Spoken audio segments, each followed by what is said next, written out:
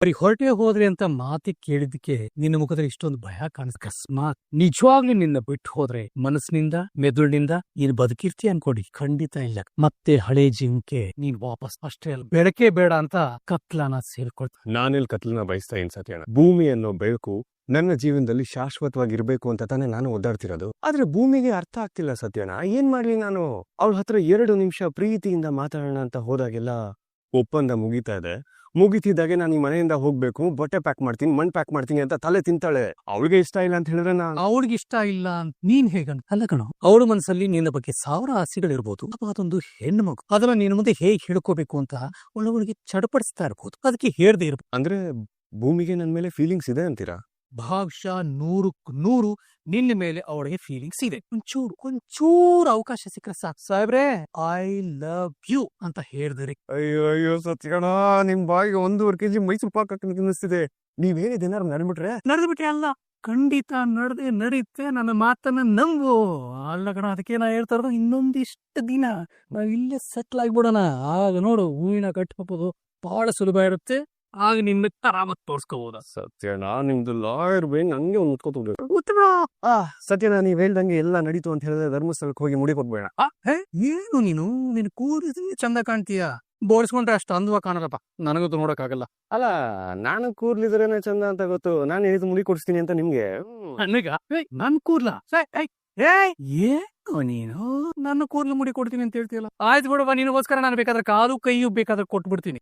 ನಿನ್ನ ಪ್ರೀತಿಗೋಸ್ಕರ ನಾನು ಏನ್ ಬೇಕಾದ್ರೂ ಮಾಡಕ್ ಸಿದ್ರಿ. ಒಟ್ನಲ್ಲಿ ನಿನ್ಗೆ ಒಳ್ಳೇದಾದ್ರೆ ಅಷ್ಟೇ ಸಾಕು, ಅದೇ ನನ್ನ ಆಶೆ. ಪಾಪ ದೇವಯಾನಿ ಅತ್ತೆ ಆರೋಗ್ಯ ವಿಚಾರಿಸೋದಕ್ಕೆ ಅಂತ ಬಂದ್ಲು.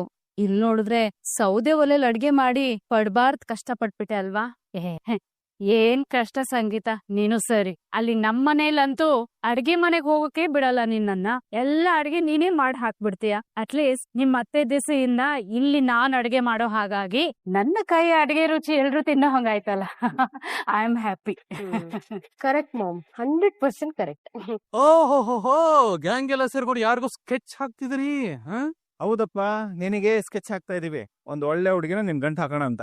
ಅಯ್ಯೋ, ನನಗ್ ಗಂಟ ಹಾಕೋದು ಆಮೇಲೆ, ಮೊದ್ಲು ಗಂಟ ಹಾಕೊಂಡ್ರು ಗಂಡ ಹೆಂಡತಿ ಬಗ್ಗೆ ಯೋಚನೆ ಮಾಡಿ. ಅದೇನ್ ಹೇಳಿದ್ರೆ ಅರ್ಥ ಆಗಿಲ್ಲ. ಕರೆಕ್ಟ್ ಆಗಿ ಏನು ಅಂತ ಹೇಳು.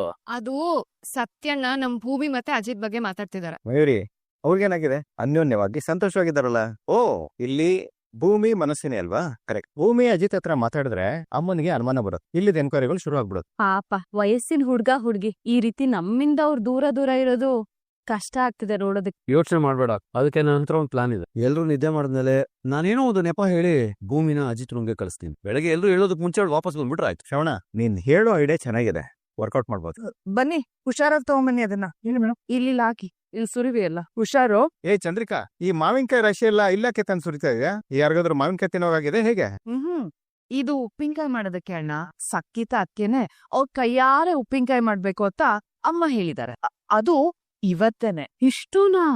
ದೇವ್ರೆ, ಅಲ್ಲ ಚಂದ್ರಿಕಾ, ಇಷ್ಟು ಮಾವಿನಕಾಯಿನ ನೀಟಾಗಿ ತೊಳೆದು ಶುದ್ಧ ಮಾಡಿ ಅದನ್ನ ಹೆಚ್ಚಿ ಅದಕ್ ಮಸಾಲೆ ಬೆರೆಸಿ ಅದಕ್ಕೆ ಒಗ್ಗರಣೆ ಹಾಕೋದು ಅಂದ್ರೆ ಅಷ್ಟು ಸುಲಭನಾ? ಏನಾದ್ರು ಕೆಲ್ಸ ಇದ್ರೆ ಆಗೋ ತರದ್ ಹೇಳಿ. ಒಬ್ರ ಮೇಲೆ ಪ್ರೆಷರ್ ಬೀಳೋ ತರ ಕೆಲ್ಸ ಯಾಕೆ ಹೇಳ್ತೀರಾ? ಅಯ್ಯೋ, ನಿಮ್ ಅಜ್ಜಿ ಆರ್ಡರ್ ಮಾಡಿರೋದು ನನ್ನ ಸೊಸೆ ಸಂಗೀತಾನೇ ಉಪ್ಪಿನಕಾಯಿ ತಯಾರ್ ಮಾಡ್ಬೇಕು ಅಂತ. ಅವ್ರು ಹೇಳಿದ್ದನ್ನ ನಾನ್ ನಿಮ್ ಹತ್ರ ಹೇಳ್ತಾ ಇದೀನಿ ಅಷ್ಟೇ. ಆಗಲ್ಲ ಅಂತಂದ್ರೆ ಹೇಳ್ಬಿಡಿ, ನಾನ್ ಅದನ್ನೇ ತಗೊಂಡೋಗಿ ಅವ್ರಿಗೆ ಹೇಳ್ತೀನಿ. ಬಿಡಿ, ನಾನ್ ಮಾಡ್ತೀನಿ. ನಾನು ಒಬ್ಳೆ ಇದನ್ನೆಲ್ಲ ಮಾಡ್ತೀನಿ. ಅತ್ತೆ, ಈ ತರ ಇಂಪಾಸಿಬಲ್ ಟಾಸ್ಕ್ಸ್ ನ ಯಾಕೆ ಒಪ್ಕೊಂಡ್ರಿ ಅತ್ತೆ?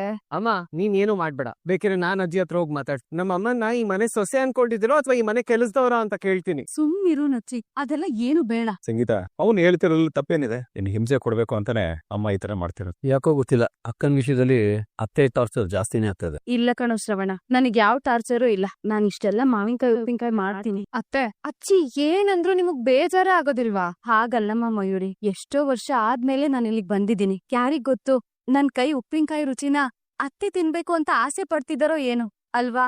ಆದ್ರೂ ಅದಕ್ಕೋಸ್ಕರ ಅಂತ ಇಷ್ಟೊಂದ್ ದೇವಯಾನಿ, ನಾವಿಲ್ಲಿಂದ ಹೋದ್ಮೇಲೆ ಮತ್ತೆ ಯಾವಾಗ ಬರ್ತೀವೋ ಅಥವಾ ಬರ್ದೇನೆ ಇದ್ಬಿಡ್ತೀವೋ ಅಂತ ಅತ್ತೆಗೆ ಭಯ ಇರ್ಬೇಕು. ಅದಕ್ಕೆ ಸೊಸೆ ಇಲ್ಲಿ ಇರ್ಬೇಕಾದ್ರೆ ವರ್ಷಕ್ಕಾಗೋಷ್ಟು ಉಪ್ಪಿನಕಾಯಿನ ಮಾಡಿಸ್ಕೋಬೇಕು ಅಂತ ಬಯಸ್ತಿದ್ದಾರೆ.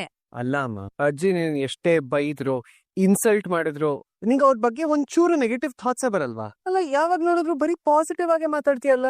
ನಚ್ಚಿ ನಮ್ಮತ್ತೆ ಬಗ್ಗೆ ನನಗ್ ಚೆನ್ನಾಗ್ ಗೊತ್ತು ಕಣು. ಅವ್ರ ಮೇಲ್ನೋಟಕ್ಕೆ ಹಲಸ್ನನ್ನಿನ್ ತರ ಒರಟಾಗ್ ಕಾಣಿಸ್ತಾರೆ, ಆದ್ರೆ ಅವ್ರ ಮನಸ್ ಮಾತ್ರ ತುಂಬಾ ಸಿಹಿಯಾಗಿರುತ್ತೆ. ನಮ್ ತಾಯಿನ ನೀನ್ ಮಾತ್ರ ಮೆಚ್ಕೋಬೇಕು. ಸರಿ ನೀವೆಲ್ರೂ ನನ್ನ ಮಾತಾಡ್ಸಿ ತೊಂದ್ರೆ ಕೊಡ್ಬೇಡಿ, ನಂಗ್ ತುಂಬಾ ಕೆಲ್ಸ ಇದೆ, ಅರ್ಥ ಆಯ್ತಾ? ಜಾಗ ಬಿಡಿ, ಜಾಗ ಬಿಡು ಜಾಗ. ಅತ್ತೆ 1 ನಿಮಿಷ. ಏನು ಕೆಲ್ಸ ಎಲ್ಲ ನಮ್ದು, ಒಗ್ಗರಣೆ ಮಾತ್ರ ನಿಮ್ದು. ಹಾ ಎಕ್ಸಾಕ್ಟ್. ಅಯ್ಯೋ ನಿನ್ನ, ಅದ್ ಹೇಗಾಗತ್ತೆ?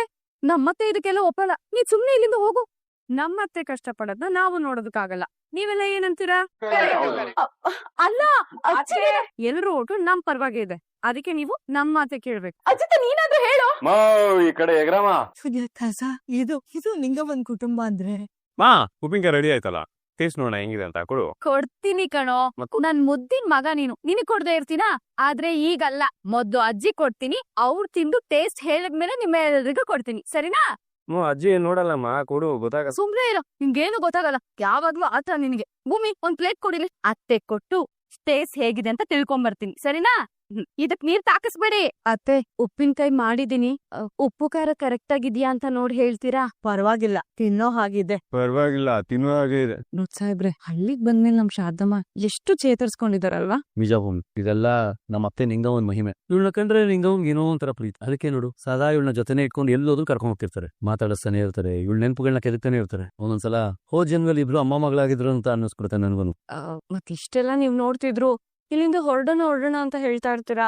ಅದು ಅತ್ತೇನೋ ಒಳ್ಳೆಯವ್ರೆ, ಆದ್ರೆ ಅವ್ರ ಬಾಯಿ ಇದೆಯಲ್ಲ ಅದು ಕಷ್ಟ. ಒಂದೊಂದ್ಸಲ ಅಕ್ಕನ್ಗೆ ಏನಾರು ಅಂದ್ಬಿಡ್ತಾರಲ್ಲ, ಆಗ ಮನ್ಸಿಗೆ ಸ್ವಲ್ಪ ಕಿರಿಕಿರಿ ಅನ್ಸುತ್ತೆ ಅಷ್ಟೆ. ನೋಡ್ತಾ ಇರಿ, ಎಷ್ಟ್ ಬೇಗ ಕಿರಿಕಿರಿ ಎಲ್ಲ ದೂರ ಆಗ್ಬಿಡತ್ತೆ ಅಂತ.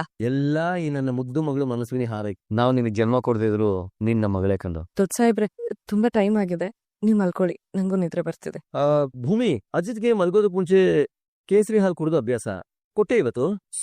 ದೊಡ್ಡ ಸಾಹೇಬ್ರೆ, ಮರ್ತೇ ಬಿಟ್ಟೆ ನಾನು. ನೋಡಿದ್ಯಾ, ಹಳ್ಳಿಗ್ ಬಂದಿದ್ದು ಗಂಡನ್ನೇ ಮರ್ತ್ಬಿಟ್ಟೆ ನೀನು. ಎಷ್ಟೋ ದಿನ ಆದ್ಮೇಲೆ ಬಂದಿದ್ದಾನೆ, ನೋಡಿದ್ಯಾ? ನಾನ್ ಬಂದ್ರು ನನ್ನ ಹೆಂಡತಿ ಕ್ಯಾರೆ ಅಂತಿಲ್ಲ ಅಂತ ಅನ್ಕೊಳ್ಳಲ್ಲ ನಾನು. ಸಾರಿ ದೊಡ್ಡ ಸಾಹೇಬ್ರೆ, ನಾನು ಈಗ್ಲೇ ಹೋಗಿ ಬಿಸಿಯಾಗಿ ಸಾಹೇಬ್ರಿಗೆ ಹಾಲು ಕಾಯಿಸ್ಕೊಡ್ತೀನಿ. ಭೂಮಿ, ಸ್ವಲ್ಪ ಹುಷಾರು, ಯಾರ ಕಣ್ಗೂ ಬೀಳ್ಬೇಡ. ಅದ್ರಲ್ಲೂ ನಮ್ಮತ್ತೆ ಚಂದ್ರಿಕನ್ ಕಣ್ಣಿಗೆ ಮಾತ್ರ ಬೀಳ್ಬೇಡ. ಆಮೇಲೆ ಅರ್ಜೆಂಟ್ ಏನಿಲ್ಲ, ನಿಧಾನವಾಗಿ ಬಾ. ಅಂದ್ರೆ ಐ ಮೀನ್ ತುಂಬಾ ದಿನಗಳ ನಂತರ ಅಜಿತ್ ಇಲ್ಲಿಗೆ ಬಂದಿದ್ದಾನೆ. ಗಂಡ ಹೆಂಡತಿನ ಮೇಲೆ ಸುಮಾರು ಕಷ್ಟ ಸುಖಗಳನ್ನ ಹಂಚ್ಕೊಳ್ಳೋದಿರುತ್ತೆ, ಮಾತಾಡೋದಿರುತ್ತೆ. ಆ ಕಾರಣಕ್ಕೆ ಹಾಗಂದೆ ಅಷ್ಟೇ, ನಿಧಾನವಾಗಿ ಹೋಗುವಂತ. ಹಾ ದೊಡ್ಡ ಸಾಹೇಬ್ರೆ, ನಾನ್ ಹೋಗ್ ಬರ್ತೀನಿ, ಕಷ್ಟ ಸುಖ ಮಾತಾಡಬೇಕೆ. ನಾಳೆ ಬೆಳಗ್ಗೆ ತಾಳಿ ದೋಷ ನಿವಾರಣೆಗೆ ದೇವಸ್ಥಾನಕ್ಕೆ ಹೋಗ್ಬೇಕು. ಇವ್ರು ನೋಡಿದ್ರೆ ಇಂಡೈರೆಕ್ಟ್ ಆಗಿ ಸಾಹೇಬ್ರ ರೂಮ್ ಅಲ್ಲೇ ಇರು ಅಂತ ಹೇಳ್ತಾ ಇದಾರೆ. ನಾಳೆ ಬೆಳಗ್ಗೆ ಬೇಗ ಎದ್ದೇಳಕ್ಕೆ ನಾನು ಅಲಾರಾಮ್ ಇಡ್ಬೇಕು. ಅಲಾರಾಮ್ ಬೇಗ ಹೊಡ್ಕೊಂಡ್ರೆ ನಮ್ ಸಾಹೇಬ್ರಿಗೆ ಎಚ್ಚರಿಕೆ ಆಗತ್ತೆ.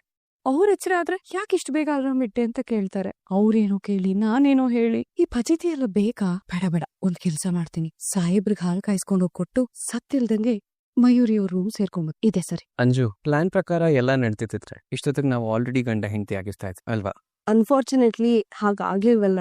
ನೀನ್ ಸ್ಟಬನ್ ಆಗಿದ್ದಿದ್ರೆ ಇಷ್ಟೊತ್ತಿಗಾಗಿ ಹೇಗಾದ್ರೂ ಮಾಡಿ ನೀನ್ ಹೋಗಿ ನಂದು ನಚ್ಚಿದು ಮದ್ವೆ ಆಗ್ಲೇಬೇಕು ಅಂತ ಹಠ ಹಿಡ್ದಿದ್ರೆ ನಮ್ ಮದ್ವೆ ಆದ್ರೆ ನೀನ್ ಹಾಗೆ ಮಾಡ್ಲೇ ಇಲ್ಲ. ನಿನ್ ಸುಖಕ್ಕಿಂತ ಈ ಮನೆಯವ್ರ ಹಿತ ದೊಡ್ಡದು ಅಂತ ಅನ್ಕೊಂಡೆ. ನಾನು, ನನ್ ಗಂಡ, ನನ್ ಮನೆ ಅಂತ ಸೆಲ್ಫಿಶ್ ಆಗಿ ಬದುಕೋ ಈ ಸೊಸೈಟಿಲಿ ನಿನ್ನಂತ ಒಳ್ಳೆ ಮನ್ಸಿರೋ ಹುಡುಗಿ ಸಿಗೋದು ರಿಯಲಿ ರೇರ್.